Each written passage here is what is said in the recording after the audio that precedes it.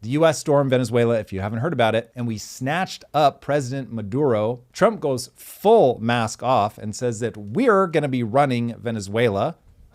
That's got people nervous.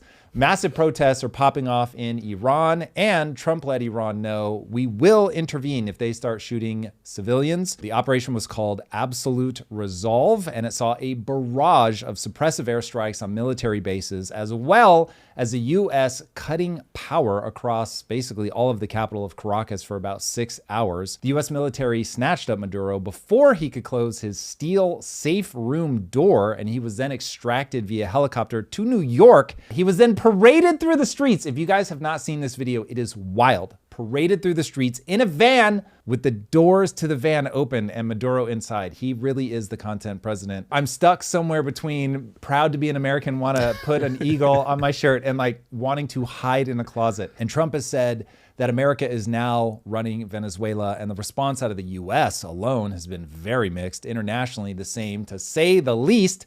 People do not like the idea of us going in, regime changing to us. There's a mixed history depending on which historian you tap into. Some say that we have just a never-ending string of failures every time we try to do a regime change, which I fall sort of into that camp. But after some of the research that I did over the weekend, there might be some that actually were better off at the end. I don't know. It is a mixed history at best. Trump is promising that, of course, the oil is going to pay for all of it. But the real thing that I found interesting is the expats from Venezuela were celebrating openly in the streets. So at least from the people that left, they are very excited to see something happen. And this is the first or second, I've heard both, first or second largest humanitarian crisis is people fleeing Venezuela. We'll see what happens. Trump is promising to make Venezuela great again, but many are obviously super worried that this is going to turn into Iraq 2.0. All of this needs to be read through the lens of the US-China Cold War. If you listen to what Trump is saying nakedly, I think this is going to look very confusing and you will not understand why he's doing this. It's going to seem like it came out of absolute nowhere. If you want to understand what he's doing, understand that Beijing had like $62 billion in loans to Caracas just since 2005,